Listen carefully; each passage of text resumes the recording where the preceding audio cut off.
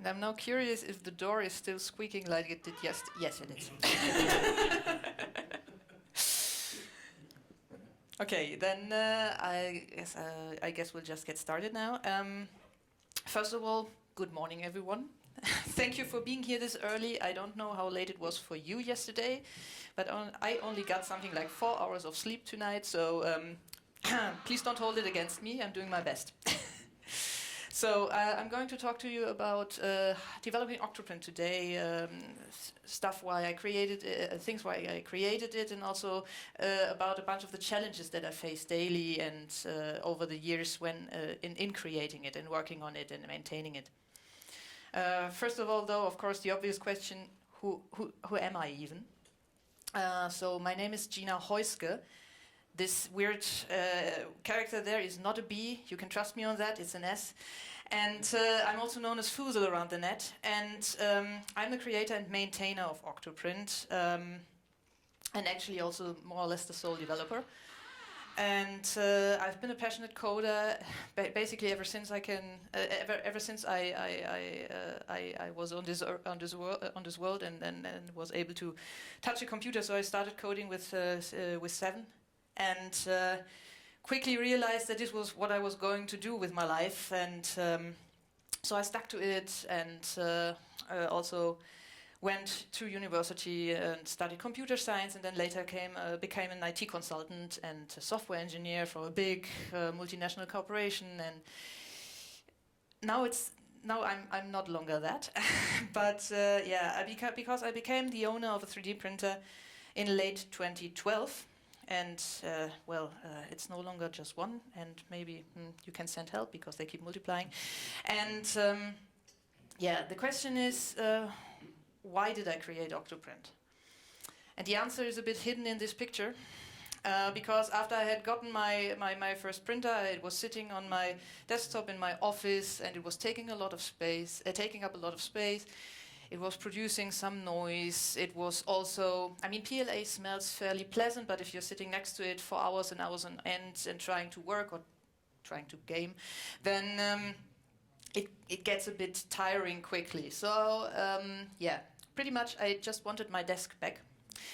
And the idea on how to achieve that at first was just, I needed some form of web interface to monitor the print and see what it was, printer and see what it was doing, and verify that everything was going according to plan.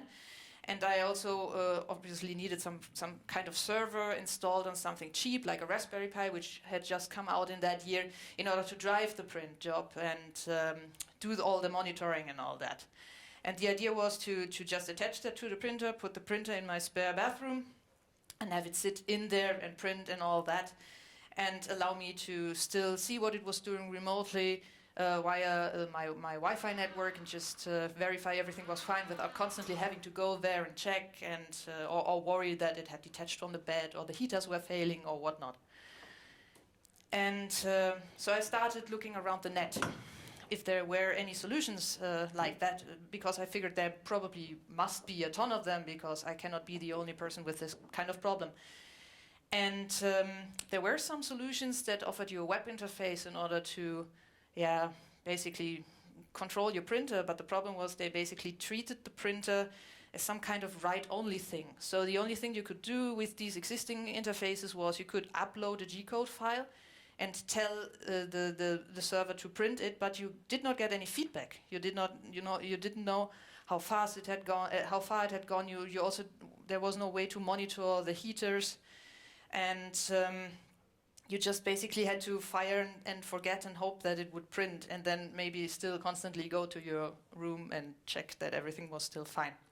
So I didn't trust this approach at all, and I really wanted feedback. What I wanted to have at least was some way to track the current temperatures, ideally with some kind of graph and not just the momentarily thing, so that I could see any weird fluctuations going on or anything starting to go off track. And I also obviously wanted to track the progress. I wanted to see how far had it gone already, was it still going on, and all that, and maybe also get some idea when it would be finished. And ideally I also wanted a way to see what it was actually doing, and that everything was still attached to the bed and everything was still printing fine and no knots in the filament had happened or anything like that, via something like a webcam view. So I mentioned that I am a passionate coder ever since early childhood, and my obvious approach to this problem was trying it myself. And so I figured, how hard can it be? And these are obviously very famous last words. What I did was I sat down and built the first version of what is now called OctoPrint, and what actually back then was a weird thing built on top of the Cura slicer over my Christmas vacation of 2012. And then when it was printing and doing what I wanted, I just put it online for people maybe to also use if they had the same problem. And I figured, well, I'm done now. It's doing what I want. I can now go back to my corporate life and then do my day job and all that. And then suddenly all hell broke loose because people started messaging me from all over the world. Like, can you maybe make it do that as well? Or a nice little project. I've had this problem for a while. There's this one little thing. If you could add that, it would be really great. And also things like, I really like the idea, but I'm having this issue that it doesn't work with my printer. Can you maybe look into that and help me get it to work? And so that got more and more, and then so it constantly just started taking over my life. And and all of that led to me now having worked on it continuously over the past 6 years. And I honestly don't know how that happened, but it happened. And over the course of these past 6 years of maintaining it and continuing its development, I learned a ton.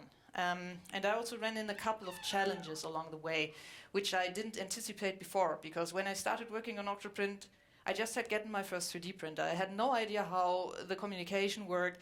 I had no idea about the whole ecosystem around printers and all that. I was just trying to solve this one single problem that I had, and was approaching it with like this, okay, I'll just figure it out along the way approach. So the first issue that I ran into, and that is still really giving me a ton of problems even today, and will probably do that for the foreseeable future, is that there is no proper protocol specification for what goes on between something like OctoPrint, or so-called host software, and the firmware of your printers. The only thing that is more or less agreed upon is that it is a serial interface, and that it speaks something that we call G-code. But what we in the 3D printing world call G-code is actually something more like a dialect of what actually is G-code, because G-code actually is a standardized programming language for CNCs from the 1950s. It has something like a 121 pages a standard document that you can download and look through, RS-274. And it basically defines a plain text file format for describing toolpaths and for describing instructions for something like a CNC, how to do its job in order to do some kind of machining process. And it's basically more or less a file format. So there's nothing in this standard about serial communication or how to do reliable serial communication, so something like error correction and all that, and how to send messages over serial, because this is not part of the standard. This is something that the RepRap community basically added on top of this, and then also added some new command stuff and all that, so it was more or less hacked on top of an existing standard, and we call it the same, but it really isn't the same, and maybe we should call it something differently. And this hacked protocol, this thing that we put on top there, is more or less accurately documented in the RepRap wiki. There's this G-code page where there's a huge list of all the possible commands and which firmware supports them and all of that. And it's more or less a living document, because everyone can edit it. It's not like there's if you have an account with this RepRap wiki, you can just change stuff on this page, and everyone can get an account. And there's no governing body that makes sure that everything is consistent and makes sense and doesn't have, I don't know, something like 3 commands on various firmwares doing different things and all that. And there's also another documentation from the Marlin project on the Marlin homepage, which lists the specific Marlin implementation of all the available G-codes. And it's a really nice documentation with a lot of details on all the available parameters that you can send with the commands to the printer and all that. The problem with both of these documentations is that, first of all, there is no test suite or reference implementation available against which people like me developing host software are supposed to interface with 3D printers, or people developing other firmwares for 3D printers can test against to make sure that they are adhering to some kind of agreed upon standard, because there is no standard. And also, both of these documentations have the problem that while they very well document the commands that you can send to a printer, there's next to no documentation of what you will get back from the printer for these commands. So, for example, if you request a list of the files on the SD card, this is simply not documented. And the result of this problem, of this situation, is that if there are new firmware forks, which constantly happen because vendors constantly fork firmware in order to add their new functionality, their own functionality, targeting their specific printers to that, they sometimes introduce new commands that already have an incompatible meaning on some other firmware. So suddenly you have two codes like, I don't know, I'm just pulling a number out of thin air here, something like you have an M23 doing one thing on Marlin, and then you have an M23 doing another thing on a Marlin fork from some vendor somewhere on the world. And you cannot really rely on this command doing the thing that you are expecting it to do anymore, because it does different things regarding on what printer you talk to. And another problem with this is that common functionality and especially common responses that you are expecting, they sometimes are just implemented slightly differently with a slightly different format or in a completely broken way. And I've brought a little example here. So these are some of the possible simplified temperature reports that you can get back from a printer if you ask it what temperature does it currently monitor on its various heaters. So the first line is like the most basic example for a printer that has one single hot end and a bed, and you get like the actual temperature and the target temperature. So here both heaters are supposed to be off and you just get the ambient temperature here.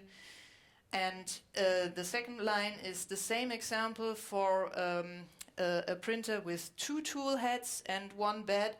And you see that you have T0 and T1, which are like the first and the second tool head, and also the T here. And you see that the actual temperature of the T is the same as the actual temperature of T1. And these things, in this format, it's common that the T has the temperature of the currently selected tool head, so the current active tool head that is selected in the firmware.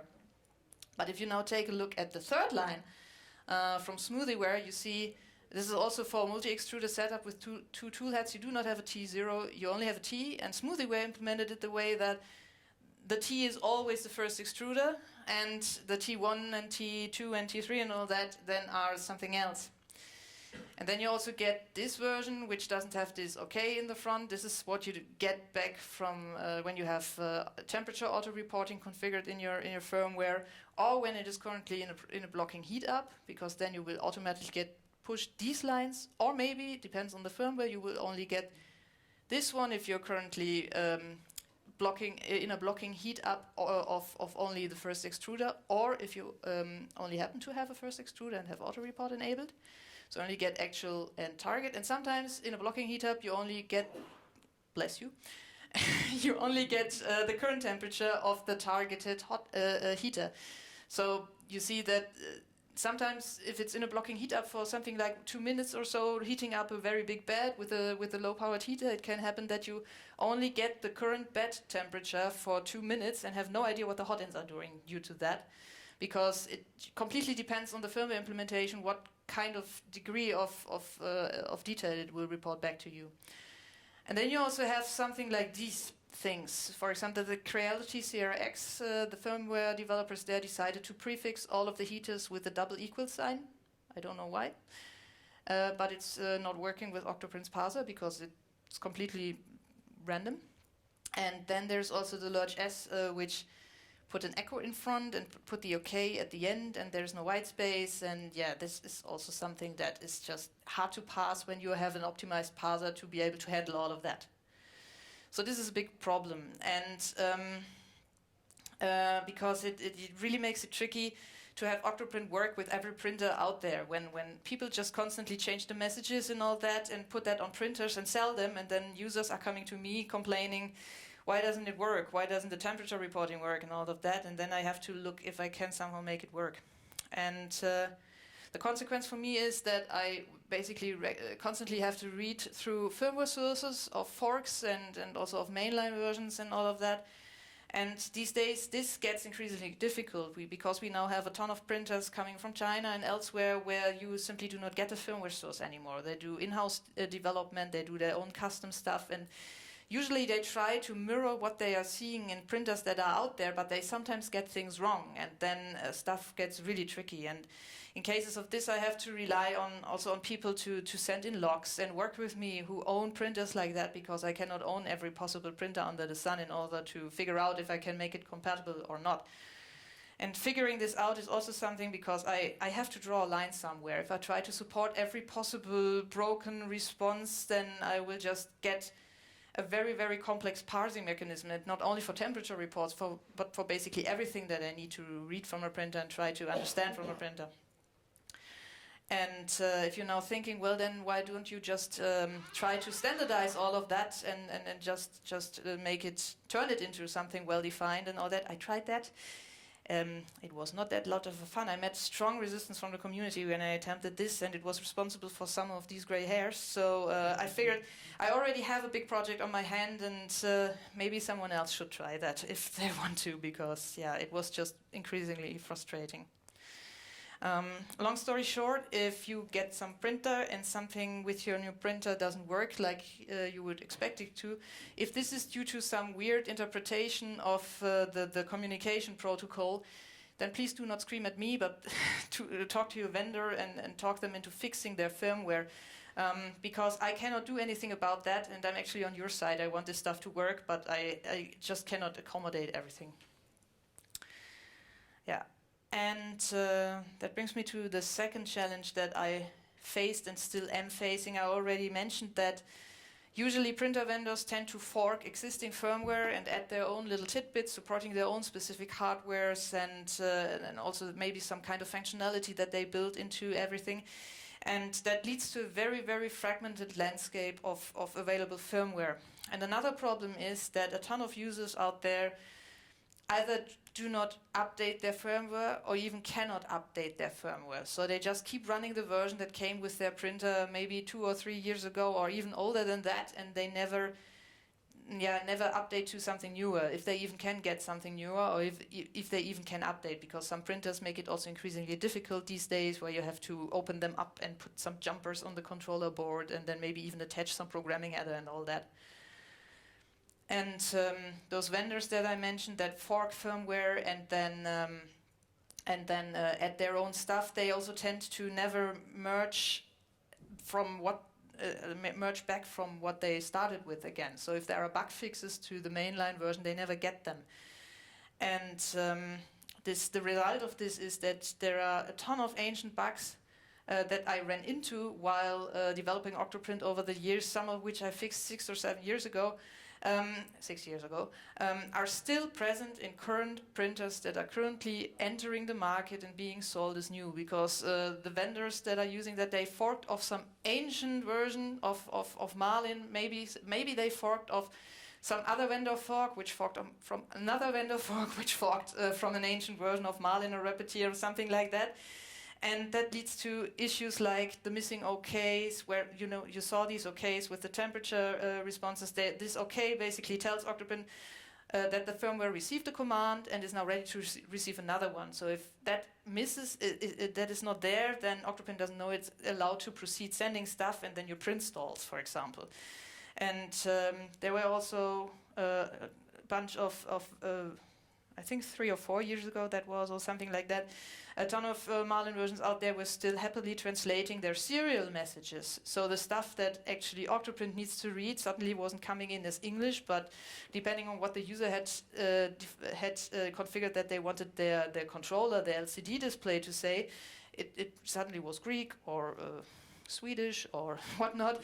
So it's tricky enough to parse these inconsistent, usually English languaged messages. It gets completely impossible if I also have to do that for every single possible human language under the sun. So this was a huge problem. It was an easy to fix bug, but I still sometimes get tickets from users that run a firmware which was forked years ago, which still has that and which happened to have their UI set to some other language. And then also stuff like where the whole error correction situation is broken. So as long as you have a good connection with your printer and there are no weird things happening during the data transfer, everything is fine. But as soon as you run into some weird bit flip or some other communication error, all hell breaks loose because they failed to properly implement the recent request mechanism or they broke it in some way. And another problem is that it really takes ages for new features built into current firmware versions to propagate. For example, we now have this fancy mechanism in current Marlin and current Repetier, and I think also in current SmoothieWare, that if the printer is busy with something that takes a long time, it will, after a second or two, or depending on what I send it, I want to do that, send me a message like, hello, I'm still alive, I'm just busy with something. So I know that it hasn't crashed, it isn't burning or something like that, and the cat has also not got caught in the cable or anything, but it's just busy, and I do not have to worry and do not have to alert the user that something might be wrong here because everything is fully under control. And this is a very nice feature, and it's helping me with a ton of problems, but, well, it will probably take years if it will ever propagate through the whole firmware ecosystem because of all this forking going on. And another really nice feature that was introduced, I think, 1 or 2 years ago are capability reports. So with current firmware out there, I can ask the firmware, hi, what are you and what can you do? So can you do something like auto-reporting of temperatures, so I don't constantly have to ask you how hot it is, how hot is it, how hot it is, but you will just send me this on your own. And this is a really nice thing as well. So if I can use that, I will use that, but I will only know if I can use that if the firmware tells me that it supports that. And this is encoded in something that is called capability reports. And again, modern firmware will tell me about this stuff, but the old things they won't. And yeah, that has the consequence that OctoPrint has pretty much accommodated firmware from today with all these modern things, and ideally also use these modern things in order to offer a better efficiency, better speed, more nicer features and all that. And on the other hand, I also have to work for stuff from 7 years ago or even anything in between. And that would be all fine if it was possible to identify the versions that are out there. But yeah, the most common identification string is that a printer will send you is that it is a Marlin version 1 Sprinter gerbil mashup for Gen 2 by the author default. And that can be anything from the 7-year period. So this is not really helpful. And the result of that is that inside OctoPrint there is this huge complex communication layer that is a horrible complex piece of code that gives me nightmares whenever I have to modify it. And this is not maintaining OctoPrint a lot easier. So please, if you can, and if you can get updated versions, then please update your printer's firmware regularly, and ideally use a mainline version of Marlin or Repetier or whatever may be your poison of choice, instead of some possibly and very much likely outdated vendor fork. Because then, you not only get awesome new features and great bug fixes, but you will also get very, very good compatibility. And speaking about compatibility, challenge number 3, plugins require backwards compatibility. For those of you who are using OctoPrint, you might have noticed that OctoPrint supports something called plugins. It has been doing that since version 1.2.0, which came out around 2015, and these plugins allow users to just add new or modify existing functionality to their liking to better suit their workflows and all that. And currently on the official OctoPrint plugin repository, there are over 160 plugins registered, and I know from some poking around GitHub that there are some more, so to speak, on the black market, which are not registered. But there's some cool stuff there, and I wish the authors would register those. And the advantage, obviously, of having something like a plugin system in place is that it's making it way easier for you as a user to customize OctoPrint to your workflow and make it do what you need it to do, but not at the same time get everything that everyone else might need it to do. You can just pick what you need. So, for example, if you want Slack notifications when a print job is done, you can just add that via a plugin. But if you do not want Slack notifications, but instead, I don't know, want a Telegram message or something like that, you can do that. And if you want to add some fancy time-lapsing, which basically keeps the printhead static and out of the picture on every picture that is taken, so it looks like something is just growing out of the build plate, you can also add that through a plugin. But if you do not need this or do not want to use this, you don't have to. And another advantage of this is that I also can now implement a ton of stuff that I want OctoPrint's base package basically to do as plugins, which makes it way easier to maintain, because having an isolated piece of code, an isolated plugin, doing something like the plugin manager itself or the software update mechanism makes it way easier for me to keep this thing working and to not have it interwoven with other bits of the code where stuff might break, because all I have to do is make sure that the interface between the plugin and OctoPrint is working, and then I can be very sure that the plugin is also still working. The disadvantage of this is that easy fixes of this internal interface, so anything that affects that, can turn into backwards compatibility nightmares. So for example, if I have a typo in some kind of function name which plugins are allowed to use because it's documented and part of the internal API, I cannot just fix this typo, because then every plugin that is depending on this wrongly spelled function name is now going to break. So I have to build in wrappers around that so everything still works, and then people can slowly migrate to the fixed version. And OctoPrint also internally uses something called events and has a little event bus, and that the events are stuff like print job started, print job stopped, user logged in via the web interface and all that. And these events are coming in an order that is not necessary. It is not officially documented, but I know of some plugins that depend on a certain order. So, for example, that the print failed notification comes. I don't even know if it comes before or after right now, but that it comes at a certain point relating to the print cancelled notification. And if I change something in the order, it might also break some plugins which expect the current order. Also, OctoPrint itself depends on some Python packages here and there, so third-party dependencies. If some update comes in that has breaking changes of one of these dependencies, I can quickly adapt OctoPrint to these breaking changes and fix them. But if there are plugins out there which depend on this older version, I've just now broken a plugin. So I have this situation actually with OctoPrint. It's using a templating engine for creating the web interface and all that, which is called Ginger 2. And Ginger 2 removed, bless you, and Ginger 2 removed an undocumented feature which they actually now declared was a bug a couple of versions ago, which was something that pretty much, I don't know if it was pretty much everyone, but a ton of Ginger 2 users were using, including OctoPrint. So I did utilize this in my own templates. So it is very likely that someone who wrote a plugin maybe looked how I was doing it and copied that. And now that this is no longer working with current Ginger versions, updating the Ginger version would break plugins that depend on it. And so this is also something that I cannot just update now. I have to pin it to an old version.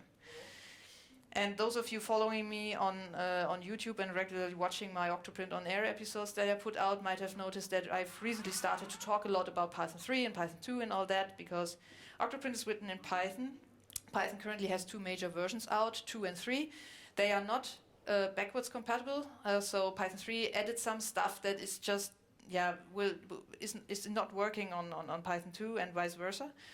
And OctoPrint in 1.4.0 will be compatible to both, so this is done, but there, of course, there's this whole plugin ecosystem now, which so far was targeting Python 2, which is going to be end of life on January 1st, 2020. And I also had to find a mechanism to take care of this situation, because if I now try to load a Python 2 capable only plugin on a Python 3 backed OctoPrint, then stuff would also blow. I've solved that, thankfully. But all of these things I have to constantly think about, because they might have consequences, and I need to be very, very careful with every single change, even if it looks trivial, because it might break backwards compatibility, which means breaking established plugins, and breaking established plugins makes people very unhappy, and I don't want people to be unhappy. So sometimes it means I basically have to bend over backwards to do something which, if I just didn't care about backwards compatibility, would take me 5 minutes, and now it takes me suddenly 2 days to find a solution that ensures that nothing breaks out there. So if you're ever in the situation where you think, well, it's just totally easy, why doesn't she change that? Please just be patient. It might be one of these situations, and it just might take a bit of time to find a solution to implement some feature or some bug fix that doesn't break stuff out there for people. And there are a ton of people these days. Currently I see in the usage tracking that I added, the opt-in only usage tracking that I added in the last version, something like 50,000 instances worldwide over a course of 30 days, and probably there are more instances than this actually running, because you have a ton of people who do not opt in into the tracking, you have a ton of people running older versions that do not yet have tracking, and you also have, of course, instances that just do not have access to the internet, which is totally fine. So there are really, really many people running this, and what I've noticed is that there's a bit of a change in the kind of people who run this. So when I started working on OctoPrint back in late 2012 and then in 2013, most people who were into 3D printing were like tinker happy and hobby DIY enthusiasts who liked to, who actually enjoyed solving problems and figuring out a solution to something weird, and that also translated to interacting with OctoPrint. So if there was a bug, it usually involved someone digging into the code and telling me, I think it's this, and I also tried that, and then I figured out it was this, and by the way, here are the logs, and maybe you have an idea, and sometimes they even send me a fix already. These days, this doesn't happen a lot anymore, because 3D printing has become more of a mainstream thing. It's not completely mainstream yet, but printers have become cheaper. There are no longer kits that you have to source yourself or just buy for more money and then try to then put together and debug and figure out axis alignments, and you also have now bed leveling and all that fancy stuff. So it's become way, way easier compared to 6 and 7 years ago. And I noticed that a lot of users these days that are seeking help more have like this consumer mentality in mind. I mean, there are still also the tinker happy people, but it just the majority has shifted. Printers are marketed as plug and play ready these days, although, I mean, let's face it, they aren't really. But people expect that due to that. And many people who buy their first printer, maybe in some hardware store, because it's on sale and it looked funny and they always wanted to get it and it's only $150 today. Those might be people who have never really had to tinker with something like this before. And it might also be people who never have interacted with open source. I mean, of course, every one of us who uses the internet interacts with open source, but most people aren't very conscious about that. And they will also not know what to do if they find a bug or anything like this. So OctoPrint might be their first interaction with open source, actually. And the result of that is, there are a lot of development and OSS inexperienced users who simply do not know what to do if they run into an issue. They do not know that I need logs, and they do not know that I need detailed description what they did to trigger this bug. Sometimes they just assume that I'm probably already aware of this problem because it's obvious, it's happening for them all the time if they click this button and then, I don't know, drag this file over there, and I must surely have noticed this as well. But the thing is, you can pretty much bet on me not having noticed it before, because it's something that you did specifically, or maybe some environmental factor for this specific user that caused this bug to show. And I obviously want to fix it, but for that I need to know what that situation is that triggered it. So these days I really constantly need to ask for logs and more info, because a ton of the reports that I get amount to basically, it doesn't work, please fix it, and this is not really helpful. And it also is really tricky to explain some things that I cannot fix to people. For example, if they bought this printer from the hardware store and it happens to have a proprietary interface, so not the G-code stuff, but maybe something binary, maybe it even has some kind of encryption, or it's something completely self-built or something like that. I cannot get OctoPrint to work with that. And I might be able to, if someone is capable of development and all that, and they have this printer, they might be able to maybe reverse engineer it and then write a plugin to make OctoPrint work with it. But me not having this printer, and frankly also not having the space for acquiring this printer now, and also not the money to test this and do this, and also not the time, I cannot do this. And yeah, it's also not something that can be quickly added. It's more like, these things are things that take a lot of time, months maybe, to do. And sometimes people just don't understand that. And it's tricky to communicate, and it leads to a lot of frustration on both sides. And a ton of people also struggle a bit with this thing that OctoPrint is not a thing done by a multinational company with a ton of people working on it and this big testing team and all that. But they expect support on par with something like this. But it's something that an open source project run by one single person from her own home office in Germany simply cannot provide. It's not possible.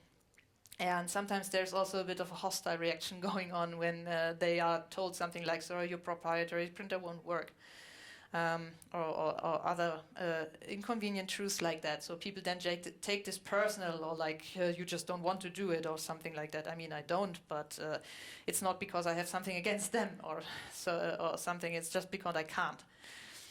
Yeah, so over the years, what started out as doing a lot of development, and maybe a bit of support, helping some people help themselves here and there, turned into support, and trying to squeeze in some development here and there. So hours of week just fielding questions and running after log files and other information, and also answering some quite repetitive questions and all that, because even if there is an FAQ, sometimes people don't find it for some reason, and then they have to be pointed at it and all that. And it was sometimes, as I said, a very frustrating experience, and I'm sure not only for me, but also for some users maybe, because I was still trying to also, of course, do development work, and it was just starting to add up to too much. So if you have to wait for 1 week or 2 weeks until I get around to answer something, it's also not very nice for a user, right?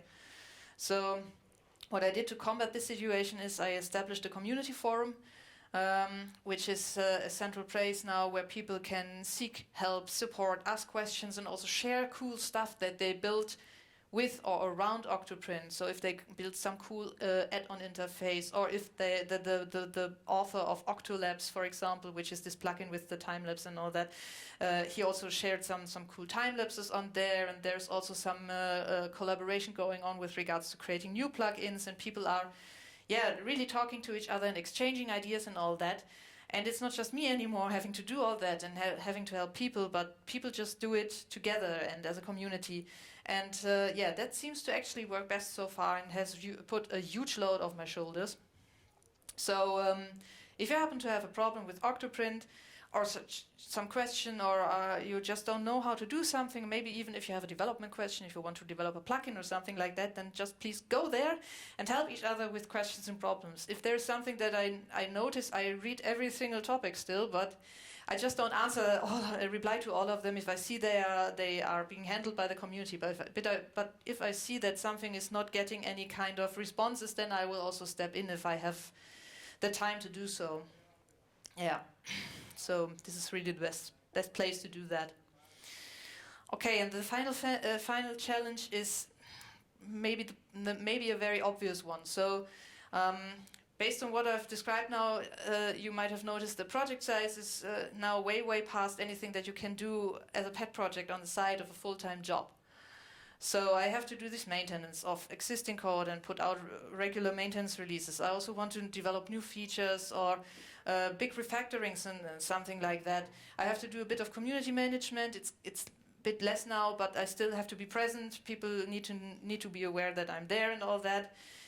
Then there's, let's call it the second and third level support that I still try to provide, and server administration and all that. So basically it's a full-time job and then some. And it's so much that some people seem to think that I'm a multi-person company. The consequence of this is, so when it started to ramp up and become more and more work, what I first did was I reduced my day job to 80%, so that I had 1 day per week being able to focus on OctoPrint. I did this back in 2013. Of course, it meant a bit of a lower salary, but it was okay. And then in 2014, when even this one single day was not enough anymore, I got in the lucky situation that I was approached by a company making 3D printers from Spain, asking, basically telling me, hey, we like what you do, we would like to hire you full-time. And you can just keep on doing that and concentrate fully on this. And naturally I was like, yeah, please, that sounds great. So this is what I did in 2014. So since 2014, I've been doing OctoPrint full-time. Sadly, in 2016, some not so nice things happened, and that meant that this current arrangement with this single company didn't work out anymore.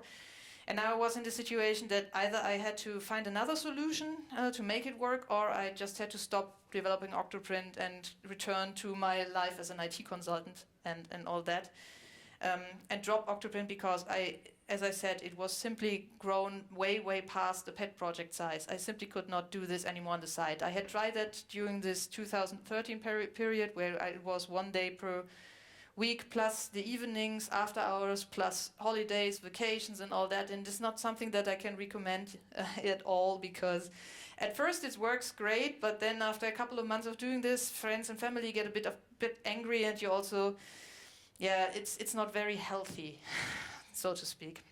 So I knew that this was not going to fly. But I knew if I didn't try something like crowdfunding, I would probably kick myself for the rest of my life if I just caved and decided, okay, that's the end of this run. So what I did is I launched a Patreon campaign in April 2016 and figured, let's see where that leads me. And for some reason it worked.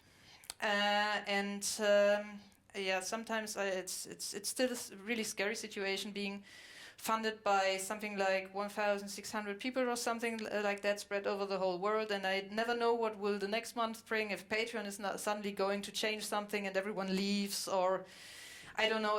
There's so much that can change. Also, the whole situation in Germany is very tricky. My tax consultant is also very much on top of things and trying to figure out how this all works and all that. But yeah, it's something I never thought that I would ever do.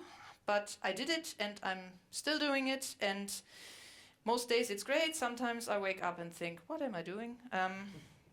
But so far it's working. And the only reason that I'm still able to work on OctoPrint and that I'm standing here today and that this is still my full-time job and has been now for 5 years nearly is because of people like you. So the whole community of OctoPrint, which is supporting me via Patreon, via PayPal, via donor box, or by buying kits or something like that. And I'm really thankful for that, and I cannot even express that enough, so yay. So the final call out, maybe you probably know that already, what is going to come now. So if you like OctoPrint and have been using it for a while, then maybe consider supporting my work on it, because there's always a bit of a fluctuation going on, and I would like to be able to continue to do that as a full-time job. So if people stop supporting me, I always need new people coming in, and so to speak. And it's a ton of work, and I'm trying to do my best there. So if you can, I would be happy to get some support there. Yeah. So this is the end of my talk, but we now have, I think, something like 10 minutes of questions. Oh, I think we didn't set this up before. I just hope. I guess it is this button. Yeah, because I was asked yesterday to maybe provide a microphone, but it's not apparently booting. Ah, now it's booting. The microphone is booting. What a world we live in. Yeah, and it has sound. Perfect. So if you want to know more about OctoPrint, there's this website, octoprint.org. The forum is at community.octoprint.org, and I also put the slides up already, so if you want to take another look at those, you can. And now if anyone has questions, then I'll just give them the microphone and ask them to please give it to the next person who has a question. then yeah. So, questions? I have a question. I can speak loudly. I know. I'll give you the microphone because there's also recording running, and I don't know. Yeah. My name is Paolo. I'm a 3D printer geek, major. I was wondering, the vendors, the manufacturers of the 3D printers. I used to sell 3D printers for 15 years, so I've been quite involved in the social aspects dealing with manufacturers. Do you get good support from them? No. No. Okay. No. So if you ask questions, it's like a wall, or? It's more like if they have questions, then they ask me, and sometimes they also expect something like free consulting or something like that. But as soon as I mention, by the way, would you like to help with funding, they usually vanish. It's surprisingly, there's not much interaction going on with vendors. I mean, there are great exceptions. E3D is the big box. When they launched, they started supporting me right away. And also Aleph Objects is supporting me as a major contributor to my monthly income. And but other than that, it's more like crickets chirping. Regarding the Chinese, there are a couple of really successful Chinese companies like FlashForge. I think XYZ printing is also... No interaction at all. Nothing, they don't... No. Okay. Interesting. MakerBot? I'm just kidding. Proprietary interface? No, the old MakerBots are not proprietary. There's actually a plugin that works with them. I was the first distributor of MakerBot printers in Sweden. So you probably know the whole horrible story. I've read the book, so to say. Okay, other questions? People are still tired, huh? I can understand that. Well, if there are no other questions, then I guess I'll make my... You have a question, okay. Do you have like an official line of printers that support it out of the box, or how you handle basically everything that runs on G-code, like what I mentioned before, which is the majority. You have a small number of anything by FlashForge, the old FlashForge and the old MakerBot machines, for example, they run I don't know if they run the Sailfish firmware, if they're just compatible to the Sailfish firmware, but this uses a slightly different method of communication. But someone in the States, Mark Walker, he owned one of these printers, and he happens to be a developer, and he looked into making it work with OctoPrint, and he did. So you can use these with OctoPrint, but for example, the newer machines, they don't work with that anymore. So how many of suppliers supply with the OctoPrint interface from delivery? I don't know, because usually they don't tell me. So what happens to me sometimes, last year, for example, I was at Form Next in Frankfurt, and I was walking through the fair hall, and I was constantly spotting OctoPrint, okay, from companies which I had never heard about. And some of them even were a bit weird when I told them, oh, by the way, I developed that. That's also the weird things. A ton of people use that daily and have no idea who I am, and that I'm only me, and that I'm not, 15 male people.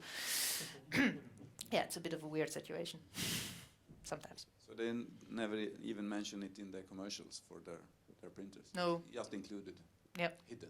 Yeah, and sometimes it's also reskinned and all that. So I know, for example, that, how do I call it? Robo 3D, I think they have they forked it and then reskinned it, and then, nothing from them either. So, are there any plugins for doing simpler reskins, like a little bit modeling without doing it all? There are no plugins, but there is a plugin interface. So I'm actually in the situation that I really need to update the UI sooner rather than later, because it's still depending on some quite uncommon JavaScript libraries, and also now no longer officially supported version of Bootstrap, which is like this whole graphical representation stuff.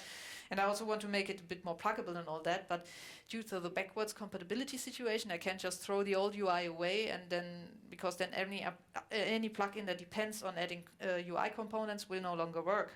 But what I did a couple of versions back is I added plugin infrastructure so that you can add additional user interfaces next to the default one. And this is also what I plan to use when I ever get around, which will hopefully be sooner rather than later, which I also will use then to provide an additional user interface, and that could also be used to make a simplified one, but the only custom user interfaces that I know of that use this mechanism are vendors that, for example, there's this one laser engraver based in Munich called Mr. Beam, and they are good friends of mine, and they use this mechanism to make their own more laser-targeted web interface, which is still looking a bit like OctoPrint, but slightly different, and they were very happy when I added that. Okay, how about doing an OctoPrint 2 that starts fresh with a new forced interface and stuff? That is separate. An OctoPrint what? Sorry. A new breed that's entirely separate. So you don't need to carry all the leftovers. Yeah, but then I will also lose all the ecosystem that has already been spawned. Yeah, this is the idea with the UI plugin thing. So where I would put a new version of UI and everything, but if you need some plugin which hasn't yet migrated to that, then you could use the old stock one. That's the idea. But I just have to find the time. I have a question about when the print disconnect from the printer, if the bed failed. Why is disconnecting? You can disable that.